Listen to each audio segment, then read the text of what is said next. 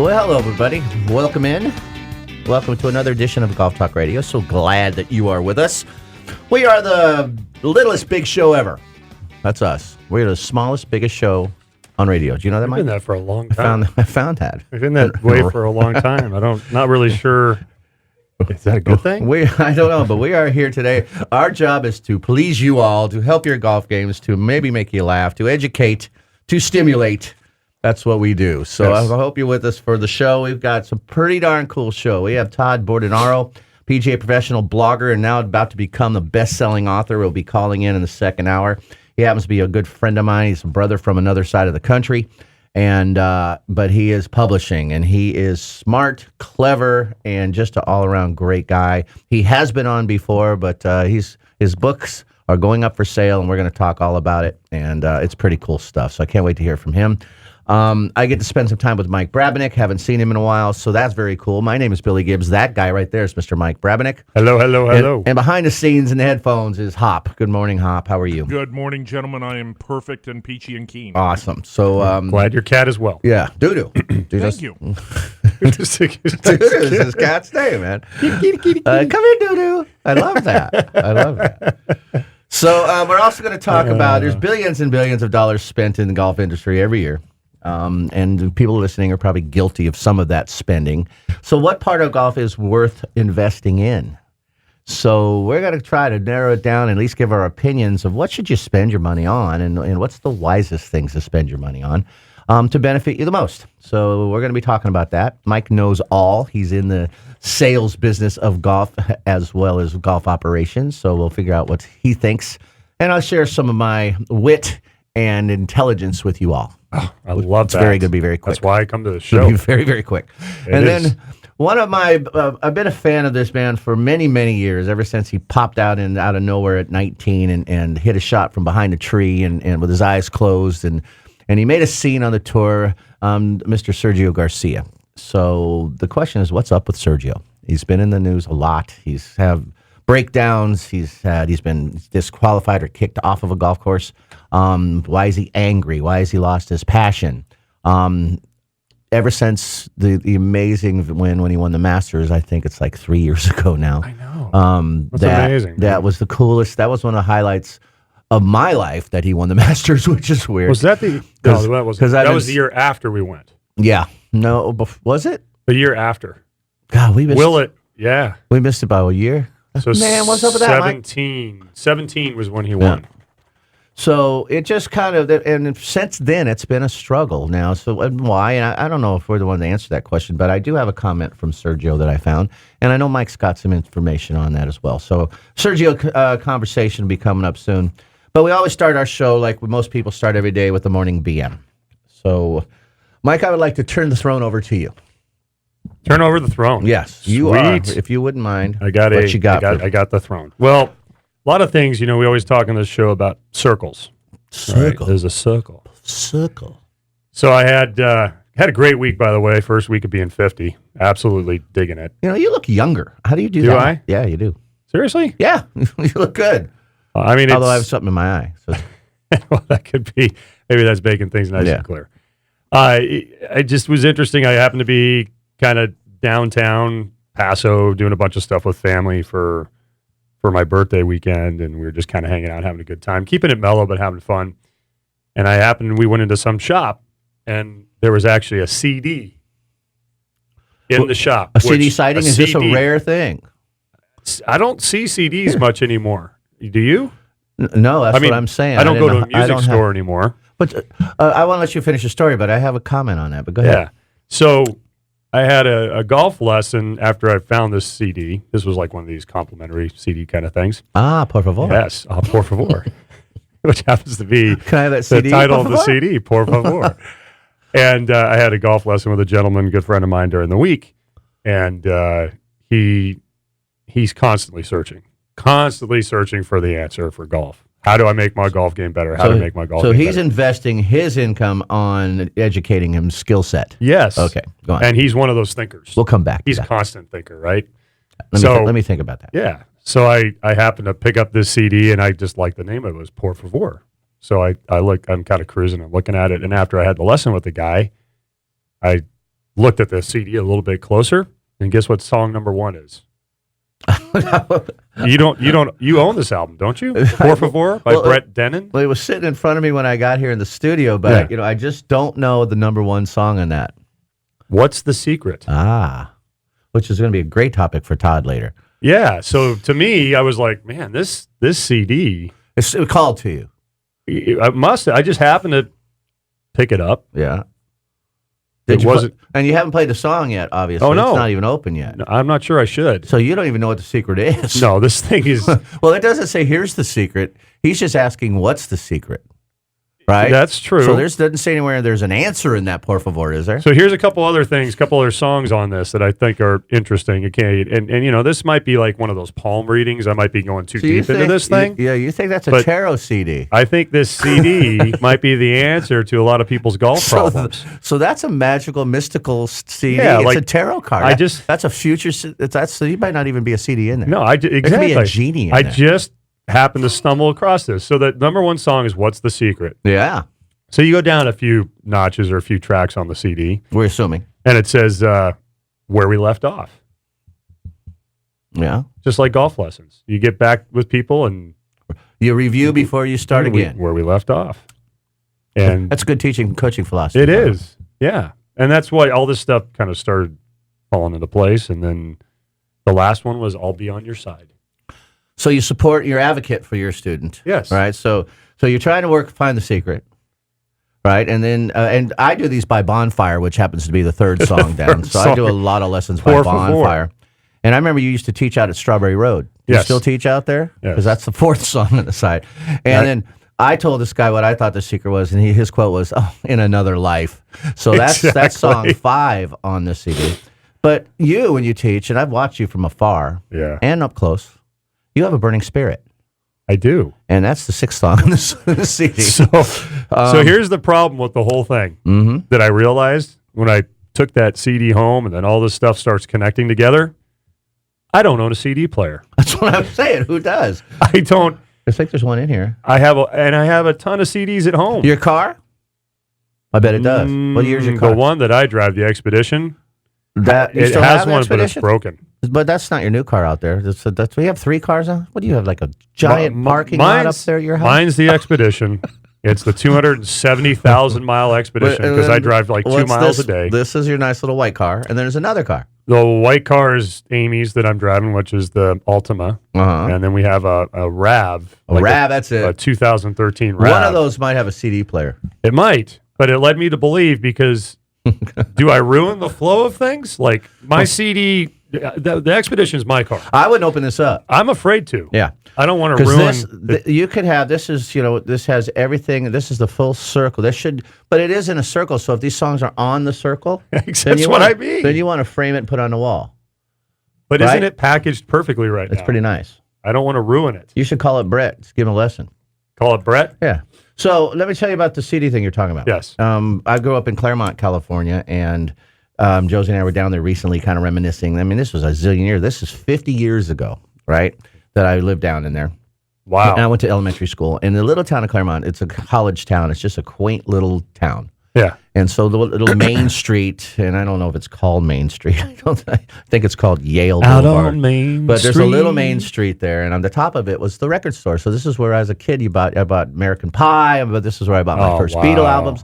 That's cool. So it was and then we'd hang out in front of the record store, and you could go in and listen to rock and roll. And it was just the coolest little record store. Right. So I was telling Josie that when I lived there was this cool little record store up there. So we went up the street. It's still there, and it's vinyl. No way. It's all vinyl. It's coming back. That store is still there, man. That is really cool. And I was shocked because all the blockbusters that came and gone. Yep. So then the vinyl, but it's the same. It looks the same. It smells the same. It smells like a record store. And I could have sworn it's probably the same old guy behind the counter. But again, this was 50 years ago, so maybe it's his kid.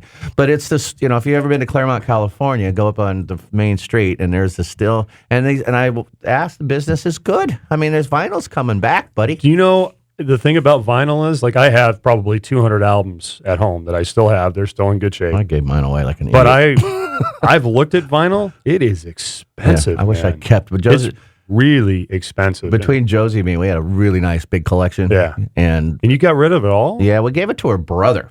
Oh. So, because he still had a vinyl player. This is a bunch of years ago. Right, He was right. still listening to records. Oh, I like that name, a vinyl player. That's, I've never heard that's of our new band. I'll tell you about it later. Do you remember the days you used to be able to buy an album for like $3? Yes, of I course. do. $3 and then slap down 50 cents for a 45. I know. It was so cool. We used to go to Tower Records, and this is before I had a car, and we would ride our bikes, and it was miles and miles. Like, this is through the snow, but we would go barefoot on your bikes without a helmet. I would go to the new obscure record bin section all the time. And, I found bands at the time that were not popular yet. One of them was Metallica. So I got a whole bunch of UK, United Kingdom vinyls, and they're probably worth some money now. Anthrax. See, and I all went this to other the stuff. the what was happening now type thing. Yeah. I was a big Beatle fan because my sister was, and Yeah. so I was, I was 10 or 12. But I was 10 when they broke up. But I've had every Beatle record. My sister did too, every one, and I gave those away too. Oh, And half of them weren't open. you're killing me, man. I can't believe you got that's rid a of lot of those. years ago. You But- got posters of the Beatles and all I that know, stuff. man. You still have all that so stuff? I would love to go. And it's like Hop just said, we'd go to the side. We'd walk up from elementary school, go get an ice cream downtown or something, go hang out in the music store. The guy, it's an old hippie town, right? This was Claremont's kind of an old hippie town. Everybody was nice. There's a music shop where I'd stop in and play their guitars. I'd sit there and try to learn how to play Freebird, and there's everybody's in there playing their own thing, and no one bothered. It was just everybody was welcome. But I'd go up to that little store, like you said, for $3-4 and save all my lunch money and go buy a record. That's so cool. I remember the American Pie record was my first one. I brought it home, and on that song there was a skip. Oh, was it Scratched. used? No, I brought it, but they gave me another one. But you remember waiting to hear that song? It's like 8 minutes long. I don't know how that song is felt. Remember that song, American Pie, when it first came out? It was huge. The thing about But it had a skip in it. vinyl is it has a feel when you listen to it. I was talking to somebody about this the other day. But don't you have to have a good player to hear that feel? No, there's a feel It's my because of the little way Mickey it was Mouse, little recorded. Mickey Mouse. Like the Foo Fighters, this was about 5 years ago. They actually recorded, I think it was Burning Light is their album or something like that. They recorded the whole thing analog. They recorded it old school, and it's got this feel. It's got this grit to it. Absolutely. And now everything that you hear on the radio is so perfect. Everything is Yeah, so. It's way overproduced. It Way is. And, It's too much, man. I miss. My wife said this to me the other day when we were driving. She goes, "You know what I miss?" She goes, "I miss listening to a full album. I miss listening to it from the first song to the last." And they used to make albums where you could do that. Right. I mean, it was fun. You could listen to some albums, not to beat on the Beatles, but you could listen to Sgt. Pepper or Abbey Road from each side, and they're different, but they're right through. But so many albums like that. And remember, like a concept album. Yeah, that you concept wrote. You know, the best of concept albums are awesome. I mean, in my genre of music that I like Queensryche, Operation Mindcrime, and then the other one is Rush Hemispheres.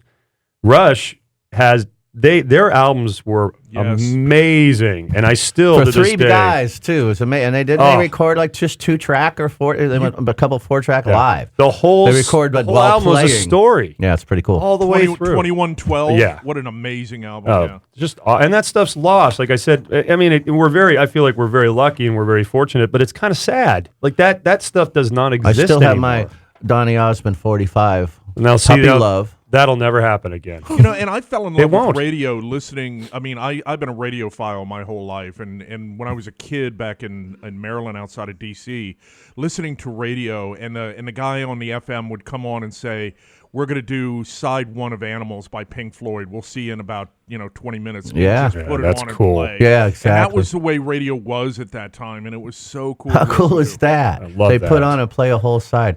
And you're right to call it. They're different recordings. That You know, guy had to just go see his kitty. Analog 1-2-track was a 4-track came out was just a trip for everybody. Now it's crazy. But so this is very cool because there's a lot of titles that mean something to you. So you got to keep this. Yeah. I would open it up and put the circle in a frame. I got a quick BM. Yes. Last night was the final for our PGA Junior League Awards. So, so nice. to celebrate our little league, no pun intended, our little PGA League, we went to Boomers and had a mini major championship. Oh, that is cool. So we had 25 kids and playing the Boomers miniature golf course. Nice. So I went and got trophies for the mini major. And then we went to pizza at Straw Hat Pizza down in Santa Maria and just had the best time. And it made me realize Hey, what I do sometimes is pretty cool. I had 25 kids having a blast. These are good little golfers, right? These are experienced golfers. Some of them are great golfers, and they had so much fun at this little miniature golf course drive. It's hard, man. I was playing with Owen and Darren. That golf course was hard. Isn't it fun, but though? I would laugh so hard. So anyways, I wanted to congratulate the Central Coast Invitational League. And the All-Stars are going down and playing with your All-Stars tomorrow. Yeah. Yeah, so that's we're Rick having Ventura's. We're having our party in like a week and a half. So it was very cool. So I just wanted to thank, because I know some of the parents are going to be listening, and I just wanted, and the All-Star team, good luck to you guys. It's going to be awesome. And that's what I've got. It was a long, crazy day, and it was a lot of work, and all of a sudden, once the kids showed up and we got things started, and I saw the laughs and it just, all the tension was gone, and it was just, okay, this is fun. It's cool, huh? So, yeah. I miss it already. So, like, I miss, as crazy as it is, like you said, I miss the matches and the... Well, I use our mini major templates from when we used to have Golf Talk Radio mini majors. So still got to do that again. Remember we brought our big golf bags out. So almost all the kids brought their own putters. I mean, it was a serious little event, man. It's 18-hole stroke play. What won? Do you remember? 44 was medalist. Which won a little Moncrief. What's the par? 36? Right. The new scorecards don't have a par on them. Really? Yeah, it just has the whole number and the score and maximum 6. 44 is pretty dang good. There's maximum 6, but they don't have pars on them now. Remember, you used to have just a par 3, it's a par 2. Yeah. They just have the hole. I think it's smart because what is a par anyways? Who dictates that score? Right. I mean, at what level player do you put that number at? Right. That's a very good point. So I don't think golf course scorecards should have a par next to it. You should write your own in. And that's true. Man. That's a whole other topic. I agree. When we come in, we kind of come back. By the way, Hop, what was your first album you ever bought? John Lennon's rock and roll album, but I bought it. I bought it the same day I bought Pink Floyd's Dark Side of the Moon. I love that album. album. My first two. That's cool. I love that. When the nights have come. That's on that album. Yeah. I love that album. What was your first album you bought? The first album I actually bought was on a cassette, and it was AC/DC Dirty Deeds Done Dirt Cheap. At what age do you think? 9. And mine was the American Pie thing. I know what year that came out, but when I was a kid, that was just the coolest thing, right?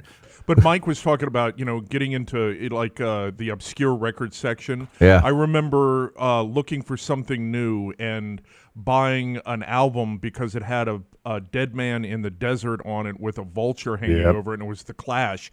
And I had never even heard of The Clash or and that changed a lot of what I listened to buying that. Wow. And the guys at the record store, they would always compliment you on whatever you were buying and would have something interesting to say about it. Exactly. Yeah, that was cool. Never get that anymore. No, you're right. No. You would break out into this extemporaneous conversation about music or about the album or about the group, and you just don't get that anymore. No. That's a great point, man.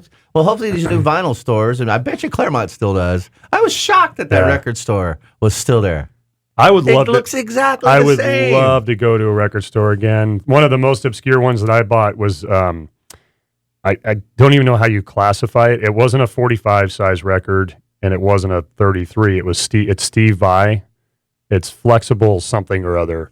And it's a whole concept. Well, almost what speed did you play it It's on? almost, the size of it. I'm talking about the circumference of it. It's kind of in the middle. And it was almost like he did a Frank Zappa thing, but he's doing a lot of experimentation on it with a lot of different sounds. And it's like so ahead of its time. And his guitar playing on it is phenomenal. Was it like an EP? Yeah, it was like an EP. But it was bigger than a 45, but smaller than a 33. So and the artwork on the album is what made me buy it. Because those EPs were really, really big in like the 80s when there were a lot of bands like REM. Their first release was an EP because they couldn't afford to put out a full album, and so they put out what they would call an extended play, and it would be like 4 or 5 tracks on there. Wow. That's exactly. You still have that? Yep, I still have it. That's cool. So let me ask you both, by the way, you listen to Golf Talk Radio with Mike and Billy. Today's radio and music talk and old albums. Now that vinyl is coming back, and I've read it, and because I was just, I was amazed that the store is open. I was talking to him, and it's busy, as busy as it ever was. Are the record players coming back with better quality needles and things? I mean, you can go to the store now and buy a really high quality to help your sound, and you got to bring your old Bose speakers back out? It would be amazing if you got... Right? It'd be amazing if you got on the internet and looked at the companies now, especially overseas, that are producing high quality needles for old record players and old stereo systems. Wow. Yeah, the whole industry has made this revival thing coming back. And what's weird about it is just not baby boomers that are into it. It looks like a lot of millennials are, for some reason, picking up on vinyl and starting to buy it again, which is why you have a lot of bands releasing things limited. They don't put it out as big as they do online or on a CD, but they will definitely put out limited vinyl. It's kind of cool. It's a collector's So thing when you for download sure. a song off the internet versus it's the same song that's on a new vinyl, if you listen to vinyl, it's going to sound better than if you downloaded a song off the internet? If that's what you're looking for feel, like when Apple first started selling their songs on the Apple app and all those different things, iTunes Store. Was that an app? My wife got me one of those record or vinyl players that you can convert your vinyl to an MP4 or an MP3. Oh, yeah, I know what you're talking about. Biggest pain in the butt ever. but that's I'm just curious sound wise. If I have this new vinyl and I've downloaded it and I'm playing it off my computer, or if I'm playing it off through my new record player, through my 901s, or the 901 Bose still around. I gave my 901s away. They were great speakers back when I was. You know what I have? Go ahead. No, I was just going to say, do you remember? I mean, I played records all the time in my room and everything else. You remember just wearing out needles? Oh, of course, yes. And you could tell the sound quality. Absolutely, that's what it would start to scratch. And Put a dime on the head. Yes. Remember that? Yeah. Great. Too funny when you wore them out. Yeah. So I'm just curious. So the quality's back, huh?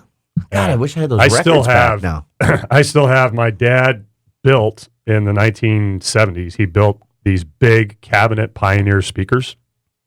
I still have them. I have them in my living room, and that's what I have connected Where do you to my. put all your stuff, man? It's right in the dining room. I mean, we don't use our dining room, so like in my dining room area. Are the speakers hooked up? Yeah. Oh yeah. My vinyl player, record player's hooked up. The speakers are hooked up. I still have my tuner. I have my cassette tape. You're Batman.